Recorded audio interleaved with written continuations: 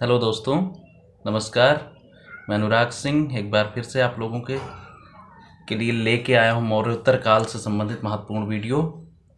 अभी तक हमने मौर्य काल तक के वीडियो को देखा और आप लोगों ने मेरे चैनल को काफ़ी सपोर्ट किया है। बहुत बहुत धन्यवाद। आज हम देखेंगे मौर्योत्तर काल से संबंधित महत्वपूर्ण प्रश्नों को।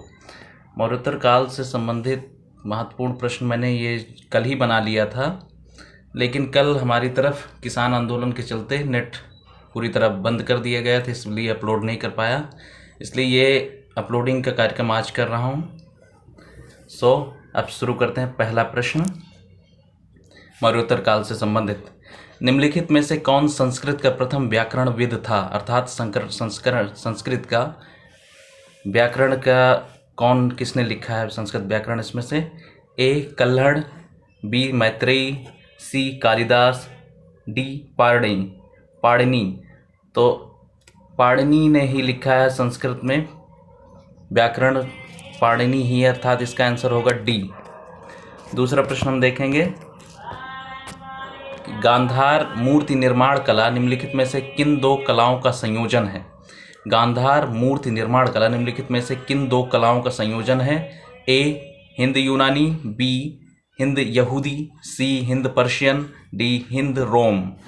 तो गांधार मूर्ति कला, जो गांधार क्षेत्र है अफगानिस्तान का, गांधार कंधार आज का क्षेत्र, उस क्षेत्र में इस मूर्ति कला की शुरुआत हुई, जो कि हिंद और यूनानी के मिश्रण से शुरू हुई। इसका आंसर ए होगा। अगला प्रश्न, तीसरा प्रश्न है कि निम्नलिखित में से कौन कनिष्क का राजवैद्य था? वसुमित्र, नागार्जुन, चरक या पतंजलि? तो हमको पता है कि वसुमित्र बौद्ध भिक्षु थे, नागार्जुन भी बौद्ध विद्वान थे, चरक वो वैद्य थे और पतंजलि योगाचार्य थे। इसलिए इसका उत्तर जो होगा वो सी अर्थात चरक हो जाएगा। अगला प्रश्न चौथा है, सातवाहन साम्राज्य के संस्थापक निम्नलिखित में से कौन है? सातवाहन जो साम्राज्य था वो दक्षिण भारत में महाराष्ट्र और कर्नाटक वाले क्षेत्र में विकसित हुआ। उसके उत्तरों को हम देखेंगे कि साम्राज्य के संस्थापक में देखें कौन कौन है। ए सेमुक, बी बृहद्रथ, सी रुद्रदामन, डी कडफिसिस।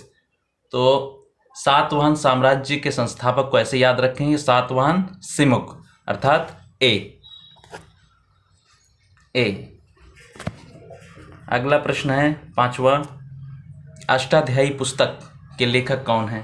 अष्टाध्यायी पुस्तक के लेखक पतंजलि, दंडी, नागसेन या पाणिनि?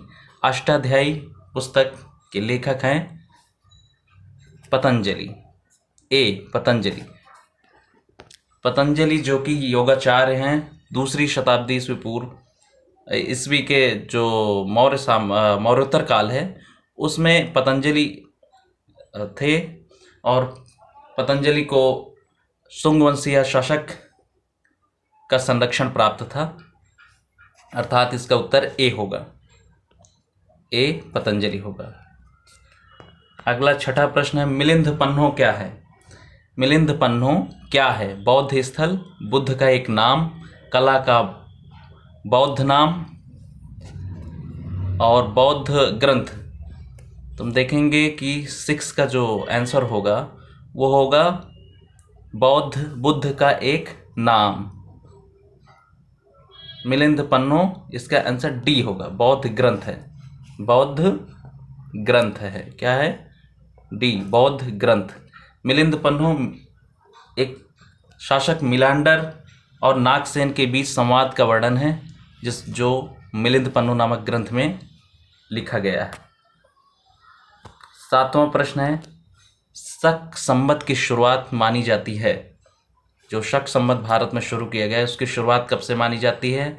ए 70 ईस्वी से, बी 75 ईस्वी से, सी 78 ईस्वी से या डी 80 ईस्वी से?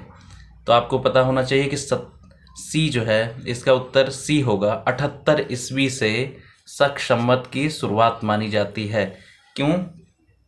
क्योंकि शकों का जो शासक कुषाण था, सबसे महान शासक, वह इसी वर्ष राजगद्दी पर बैठा।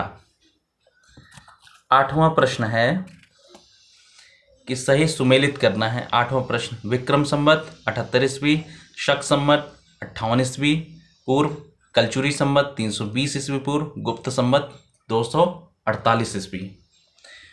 तो अभी हमने ऊपर जस्ट इससे ऊपर देखा एक प्रश्न, तो उसमें शक संवत का 78 ईस्वी से वो किया गया, अर्थात जिसमें बी का 1 है वो सही होगा। बी का 1 यहाँ भी है और यहाँ भी है, तो ये डी और सी तो होगा ही नहीं, बाकी बचा आगे देखते हैं। गुप्त संवत 320 ईस्वी है, अर्थात डी का 3 होना चाहिए। डी का 3 जिसमें भी होगा वो हो जाएगा, इसका मतलब डी का 3 अर्थात ए इसका उत्तर सही हो जाएगा। ठीक है। अगला प्रश्न है, 9वां प्रश्न है, कलिंग शासक खारवेल ने किस धर्म को संरक्षण दिया था?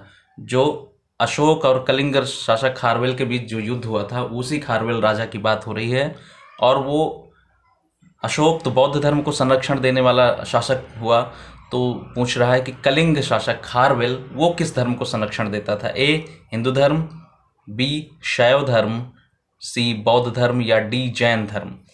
तो आपको पता ऐसे लगाना है, समझना ऐसे है कि अशोक बौद्ध धर्म से संबंधित था और उसके विपरीत जो खारवेल था, कलिंग शासक खारवेल, वो जैन धर्म को संरक्षण देता था, अर्थात डी इसका उत्तर जैन धर्म हो जाएगा। 10वां प्रश्न है कि सातवाहन साम्राज्य का सबसे बड़ा शासक कौन था? सातकर्णी प्रथम, गौतमीपुत्र सातकर्णी या सिमुक, डी हाल। तो गौतमीपुत्र सातकर्णी ये काफ़ी प्रभावशाली शासक था और सातवाहन साम्राज्य का सबसे महान शासक गौतमीपुत्र सातकर्णी ही था। इस पे एक दक्षिण भारत में एक मूवी भी बनी है, फिल्म बनी है गौतमीपुत्र सातकर्णी, उसको आप लोग देखेंगे तो आपको सातवाहन साम्राज्य के बारे में काफ़ी कुछ नॉलेज मिलेगी। 11वां प्रश्न है, कविराज मार्ग पुस्तक के लेखक कौन है? अमोघवर्ष, जिनसेन, महावीराचार्य या सक्टायन। कविराज मार्ग पुस्तक के लेखक निम्नलिखित में से कौन है? कौन? अमोघवर्ष या जिनसेन या महावीराचार्य या सक्टायन। तो हम देखेंगे कविराज मार्ग के राइटर हैं अमोघवर्ष ए। ये डायरेक्ट रटने वाला प्रश्न है क्योंकि इसमें आप कुछ समझ नहीं सकते हैं, समझने के लायक कुछ नहीं है। अगला प्रश्न है कि कलिंग नरेश खारवेल किस वंश से संबंधित था? अभी हमने देखा कि कलिंग नरेश खारवेल किस धर्म को संरक्षण दे रहे थे? जैन धर्म को। अब यहाँ पूछा जा रहा है कि वो किस वंश से संबंधित थे? चेदी वंश से, हरेक वंश से, सुंग वंश से या कंड वंश से। तो मौर्योत्तर काल का सबसे पहला वंश आता है सुंग वंश, फिर आता है कंड वंश। हरेक वंश मौर्यों से पहले था इसलिए ये होगा नहीं। चेदी वंश ए अर्थात चेदी वंश इसका उत्तर हो जाएगा। अगला 13वां प्रश्न है, निम्नलिखित में से विद्या की सबसे पुरानी पीठ या विश्वविद्यालय या शिक्षा केंद्र कौन सी है? तक्षशिला, नालंदा, उज्जैन और विक्रमशिला। तो सबसे पुराना पूछ रहा है इसलिए हो जाएगा ए अर्थात तक्षशिला, जो कि पाकिस्तान के पेशावर में था। अगला है नालंदा, जो कि गुप्त वंशीय शासक कुमारगुप्त ने इसकी स्थापना कराई थी, ये बिहार में था, नालंदा में।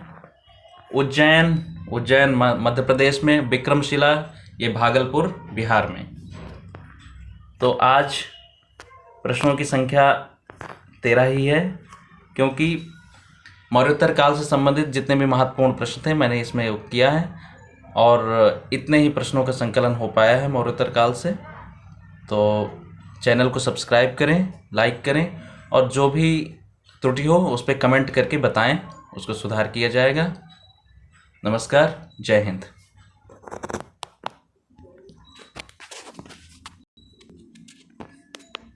हो गया ना?